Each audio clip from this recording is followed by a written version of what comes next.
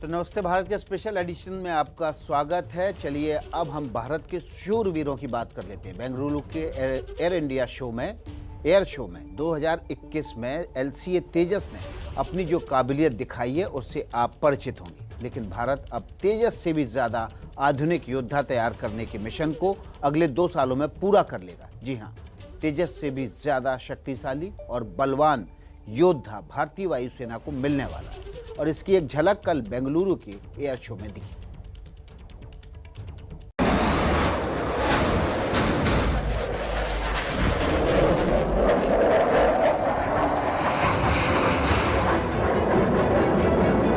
देश को मिलेगा तेजस मार्क 1A से भी आधुनिक लड़ाकू विमान। 2023 तक बनकर हो जाएगा तैयार।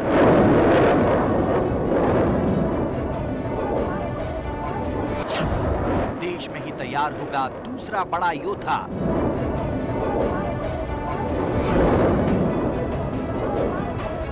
बेंगलुरु के आसमान में तेजस मार्क 1A की इस गर्जना ने पूरी दुनिया को चौंका दिया और एविएशन के क्षेत्र में तेजस की ये गूंज अब दहाड़ में बदलने वाली है, क्योंकि 2 साल के भीतर तेजस का और आधुनिक रूप दुनिया के सामने आ जाएगा।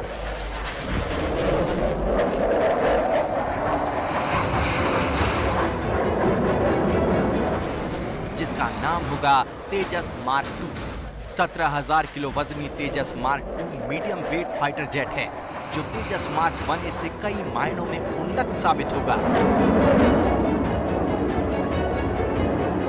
तेजस मार्क 2 में 11 मिसाइल पॉड्स हैं, जिसमें 8 एयर टू एयर मिसाइलें लग सकती हैं। मार्क 2 की पेलोड क्षमता 6,500 किलो है।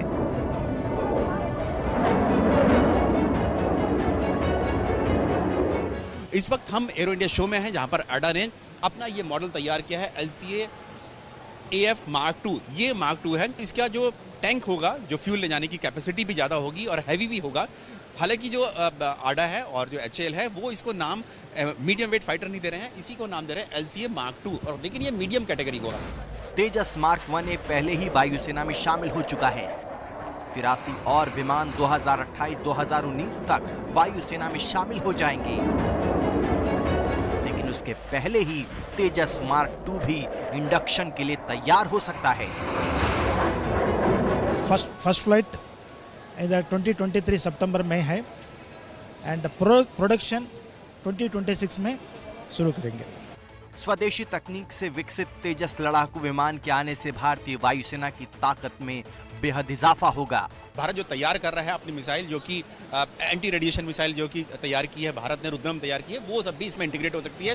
और ये जो साइंटिस्ट हैं बता रहे हैं कि इसमें की जो, क्योंकि इसका वेट ज़्यादा है, फ्यूल टैंक ज़्यादा ले जा सकता है, तो इसकी एंड्योरेंस, यानी कि एंड्योरेंस के मायने ये है कि ये लंबी दूरी तक जा सकता है मार्क 1A के मुकाबले, और ऑक्सीजन सिस्टम भी इसमें ज़्यादा होगा।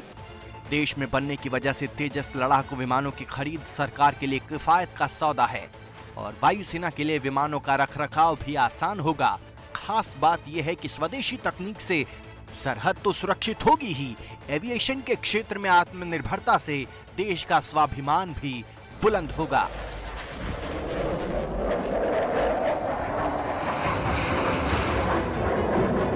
पहला हमने देखा है LCA तेजस, जो कि 40 एयरक्राफ्ट है। उसके बाद 83 एयरक्राफ्ट जिसका एरो इंडिया शो में करार हुआ है HAL के साथ, वो LCA मार्क 1A है। और अब उससे भी हैवी जो होगा, मीडियम वेट हो सकता है, लेकिन नाम वही रहेगा, लाइट कॉम्बैट एयरक्राफ्ट मार्क 2। तो इस तरह के 3 वर्जन जो है हम लोग देख सकते हैं LCA के।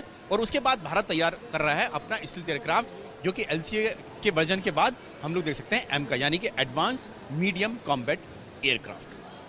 कैमरामैन मनोज कुमार के साथ Neeraj Rajput, ABP news, air India show, Bengaluru. तो वायुसेना के शूरवीर को आपने देखा। वायुसेना प्रमुख RKS भदौरिया भी बेंगलुरु में मौजूद हैं। हमारे संवाददाता नीरज राजपूत ने इनसे खास बातचीत की। ये माना जा रहा है कि आने वाले समय में भारतीय वायुसेना की बैकबोन बनेगा ये LCA तेजस। आखिरकार किस तरह से इसमें भारतीय वायुसेना की भूमिका होगी, उस सब पर बातचीत करने के लिए हमारे साथ खुद वायुसेना प्रमुख हैं, air chief marshal RKS Bhadauria हैं। उनसे पूरी बातचीत करेंगे। सर, आपका स्वागत है ABP न्यूज़ पर। सबसे पहले तो जो कहा जा रहा है कि LCA तेजस बैकबोन बनेगा भारतीय वायुसेना की, किस तरह से बनेगा? क्योंकि 83 एयरक्राफ्ट बन गए हैं, हमने सुना है कि मार्क 2 भी बनने के लिए तैयार है। हमारे पास 40 एयरक्राफ्ट का ऑर्डर ऑलरेडी है, जिसमें से तकरीबन 20 बन चुके हैं। बाकी एफओसी वर्जन बन रहे हैं और सप्लाई होंगे। एंड ये 83 का ऑर्डर बहुत अहम है, फर्स्टली क्योंकि इससे टोटल स्ट्रेंथ 123 हो जाएगी, जो कि एक बहुत सस्टेनेबल नंबर है। दूसरा बात, हमारी इंडिजिनस इंडस्ट्री के लिए एक जो इंडिजिनस डिज़ाइन है उसको इस लेवल पे लाना एक बहुत बड़ी अचीवमेंट है। एयरफोर्स के लिए भी ये ज़रूरी है, बिकॉज एलसीए में जो भी हमने अचीव किया इनिशियल वर्जन में और एफओसी वर्जन में, उसके ऊपर हमने काफ़ी कुछ काम किया एंड प्लानिंग की। एंड इस कॉन्ट्रैक्ट में हमने इंश्योर किया है कि हमारे पास और भी बेटर सेंसर्स होंगे और भी बेटर कैपेबिलिटी होगी, चाहे वो वेपन हो, चाहे वो इलेक्ट्रॉनिक वॉरफेयर सिस्टम्स हो। तो ये कैपेबिलिटी वाइज इसमें क्षमता काफ़ी बढ़ेगी। तो जब 123 सराज सर्विस के पास होंगे और इसके आगे वेरिएंट्स आएंगे जो भी एयरफोर्स में, तो आने वाले समय में ये एक तरह से हमारी बैकबोन का काम करेगा। सर, हाल ही में आपने कहा कि अगर किसी भी देश को अगर अपनी लड़ाई लड़नी है तो उसके लिए खुद के स्वदेशी प्लेटफॉर्म्स होने चाहिए, जैसे कि हम लोग तेजस देख रहे हैं। तो क्या अगर हम लोग जो बाहर के हम लोग फाइटर जेट्स इस्तेमाल करते हैं, तो क्या उसमें युद्ध के समय में क्या परेशानी आ सकती है? नहीं, वो बात वो नहीं है। मैंने ये कहा था कि हमें अपनी लड़ाई अपने आप लड़नी है। उसमें दो पहलू हैं। एक, हम जो जहाज इंपोर्ट किए हैं वो अपनी जगह बहुत अहम है। पहले हमने लाइसेंस प्रोडक्शन किए हुए कई जहाज़ों के, कई जहाज एचएएल में डेवलप होके एयरफोर्स में रहे हैं। सो हमारे पास अभी तक कॉम्बिनेशन थी, बट ज़्यादातर एयरक्राफ्ट का हमारे पास कॉम्बिनेशन थी जहाँ लाइसेंस प्रोडक्शन रही है। सो उस लिहाज से एज अ मिलिट्री पावर जो इंडिजिनस कैपेबिलिटी होती है वो बहुत ज़रूरी होती है। उसमें मेरा ये मानना है कि आने वाले समय में हमारी जो ग्रोथ होगी उसमें हमारी इंडिजिनस कैपेबिलिटी का बढ़ना बहुत ज़रूरी है। सर, एक चीज़ और जानना चाहते हैं कि क्योंकि 114 MMRCA का भी हम लोग बात कर रहे हैं, तो उसका क्या हम लोग मान सकते हैं कि वो भी प्रोजेक्ट कहाँ पर है, और क्या उसमें भी हम लोग देख सकते हैं रफाल या और दूसरे लड़ाकू विमान उसमें शामिल हो सकते हैं? उसमें देखो, जहाँ तक 114 MRFA प्रोजेक्ट का सवाल है, अभी RFIs का स्टेज था, वो सारे सब मैन्युफैक्चरर्स की रिपोर्ट्स आ गई हैं, डिटेल्स आ गए हैं और वो प्रोसेस हो रहे हैं। एक तो हमारी ये इंडिजिनस प्रोडक्शन एलसीए के एंड इसके आगे के ऑर्डर्स, आपको पता है एमका का ऑलरेडी हमने फैसला किया है एंड गवर्नमेंट अप्रूवल की स्टेज पे है कि हम एमका इंडिजिनस बनाएंगे डीआरडीओ के साथ, वो डिसाइडेड है। पैरेलल में 114 का आगे डिसीजन होगा कि किस डायरेक्शन में जाना है, कैसे जाना है, उसका आरएफपी बनेगा एंड उसका एक्सेप्टेंस और नेसेसिटी स्टेज आएगा, उसके बाद उसका आरएफपी इशू होगा। तो वो एक्टिविटी पैरेलल में होगी आगे। क्योंकि हम लोग आत्मनिर्भर की बात कर रहे हैं, हमारे जो नॉर्दर्न बॉर्डर्स हैं चाइना के साथ LAC, वहाँ पर अभी किस तरह की स्थिति है, किस तरह के हमारे जो फ्रंट लाइन एयरक्राफ्ट्स हैं वहाँ पर तैनात हैं, जो कि मैच करने के लिए चाइना से हमारे पास S-400 भी माना जा रहा है कि शायद जल्दी आने वाली है? देखो, जहाँ तक स्थिति का सवाल है वहाँ पे वो स्थिति जैसी लास्ट महीने थी अभी तक ऑलमोस्ट वैसी ही बनी हुई है। वार्तालाप चल रही है, तो जो टॉक्स किस डायरेक्शन में जाते हैं उनका क्या नतीजा निकलता है and D escalation and disengagement तब होता है एंड जब ग्राउंड पे मूवमेंट शुरू होता है तब हम अगले स्टेप्स लेंगे। तो जो भी डिप्लॉयमेंट्स हैं, जो भी हमारे एक्शंस हैं, वो जो ग्राउंड रियलिटीज़ है वहाँ पे उसके बेसिस पे हमने लिए हुए हैं। जैसी सिचुएशन बदलेगी हम भी अपने जैसे उनकी डी एस्केलेशन डिसएंगेजमेंट होती है हम भी अपने फोर्सेस को रीडिप्लॉय करेंगे। धन्यवाद सर मुझसे बातचीत करने के लिए। तो ये हमारे साथ वायुसेना प्रमुख air chief marshal RKS Bhadauria थे, जो बता रहे हैं कि किस तरह से भारत जो है एक तो आत्मनिर्भर बन रहा है और स्वदेशी एयरक्राफ्ट्स हैं उनको ज़्यादा से ज़्यादा अपने जंगी बेड़े अपने स्क्वाड्रन में शामिल कर रहा है। हमने देखा कि LCA तेजस, उसके साथ साथ जो HTT ट्रेनर है, HTT-40 है, उसका भी के लिए भी शुरुआत हो चुकी है करार की, तो वो भी हुआ है इस एयर इंडिया के दौरान। और इसके साथ साथ जो भारत की जो अपनी जो क्षमताएं हैं, चाहे फिर वो स्वदेशी हो या फिर जिस तरह से रफाल लड़ाकू विमान लिए गए हैं, उसको लेकर मजबूत जो है वायुसेना बनने जा रही है। कैमरामैन मनोज कुमार के साथ Neeraj Rajput, ABP news, air India show, Bengaluru. तो बेंगलुरु में चल रहे एयर शो का आज आखिरी दिन है। शो के दूसरे दिन बीजेपी के सांसद तेजस्वी सूर्या भी पहुंचे। तेजस्वी ने लड़ाकू विमान तेजस में उड़ान भरी।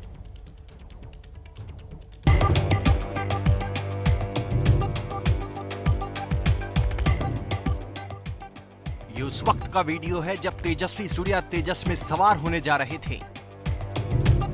पायलट की ड्रेस पहने तेजस्वी काफी खुश दिख रहे थे।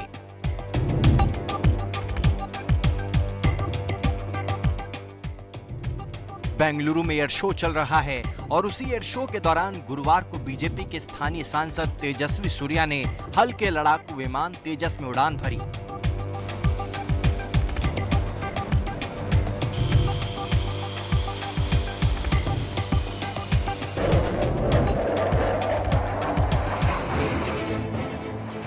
तेजस चौथी पीढ़ी का आधुनिक लड़ाकू विमान है। एयर शो के पहले दिन HAL के साथ एयरफोर्स का 83 तेजस जेट लेने के लिए करार भी हुआ। करीब 83,000 करोड़ का यह सौदा मेक इन इंडिया के तहत अब तक का सबसे बड़ा रक्षा करार है। तेजस्वी सूर्या ने उड़ान भरने की अपनी तस्वीरें सोशल मीडिया पर शेयर की और बाद में उड़ान का अनुभव भी मीडिया से साझा किया। I am extremely delighted today that I got an opportunity to fly in this wonderful fighter jet. It's a experience of a lifetime. LCA Tejas is Bangalore's gift to India. 13वें aero India show में देश विदेश के कुल 600 कंपनियां हिस्सा ले रही हैं। आज इस शो का तीसरा और आखिरी दिन है। इस करार के बाद माना जा रहा है कि पहला LCA Mark 1A fighter jet वायुसेना को अगले 36 महीनों में डिलीवर कर दिया जाएगा, जबकि सभी 83 लड़ाकू विमान वर्ष 2028-29 तक वायुसेना को मिलने की उम्मीद है। विदेशी कंपनियों ने मिसाइलों की प्रदर्शनी भी लगाई है। इनमें से बहुत सी मिसाइलें ऐसी हैं जो आने वाले समय में भारतीय वायुसेना में शामिल होंगी। जो दुनिया भर में अपनी मिसाइलों के लिए जाने जाने वाली कंपनी है MBDA, जो कि यूरोप की एक बड़ी कंपनी है, उसने अपनी इन मिसाइलों की यहाँ प्रदर्शनी की है। यहाँ पर रफाल की मिटियोर मिसाइल, स्कैल्प मिसाइल तो है ही है, साथ ही साथ अब इनकी सफलता को देखते हुए, क्योंकि रफाल लड़ाकू विमान में ये मिसाइल लगी हुई हैं, तो भारतीय वायुसेना ने जो अपनी और दूसरे जो फाइटर एयरक्राफ्ट हैं, चाहे हम लोग उनकी बात करें तो जैगवार की बात करें या फिर मिराज 2000 की जिसने बालाकोट में एयर स्ट्राइक की थी, तो उनके लिए भी भारतीय वायुसेना ने MBDA कंपनी से और मिसाइल लेने की तैयारी की है और MBDA कंपनी दे भी रही है। मिटियोर के बारे में हम जानते हैं 150 किलोमीटर की रेंज है, beyond visual range. Scalp missile भी है जो कि जिसकी 300 किलोमीटर तक मार है इसकी, और ये डीप पेनिट्रेशन, यानी कि अगर कहीं पर दुश्मन की किसी बंकर को आपको नष्ट करना है या टेरर लॉन्च पैड को करना है तो उसके लिए इस्तेमाल किया जाता है। अब और ये एक जो ये मिसाइल है जो advance short range air to air missile, ये एसराम मिसाइल जो है ये भी MBDA की ही मिसाइल है। ये दरअसल जो डॉग फाइट होती है, यानी कि आमने सामने की जब लड़ाई होती है, जैसे कि अगर आपको याद होगा कि जब बालाकोट एयर स्ट्राइक के बाद विंग कमांडर अभिनंदन पाकिस्तान की सीमा में गए थे, तो उनके पास जो MiG-21 जो फाइटर जेट था बाइसन, उसने R-73 जो कि रूस की मिसाइल थी वो फायर की थी, वो शॉर्ट रेंज की। तो अब इस तरह की डॉग फाइट के लिए भारतीय वायुसेना इस तरह की MBDA से ये मिसाइल ले रही है जो advance short range air to air missile है।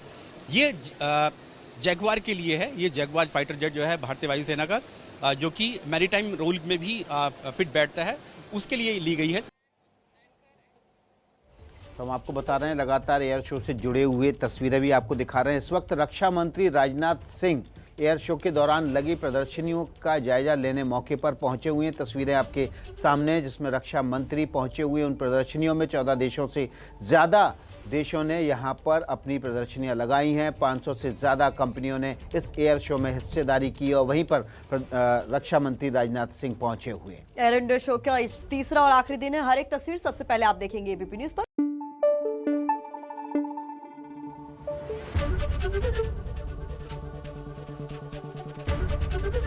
ABP न्यूज आपको रखे आगे।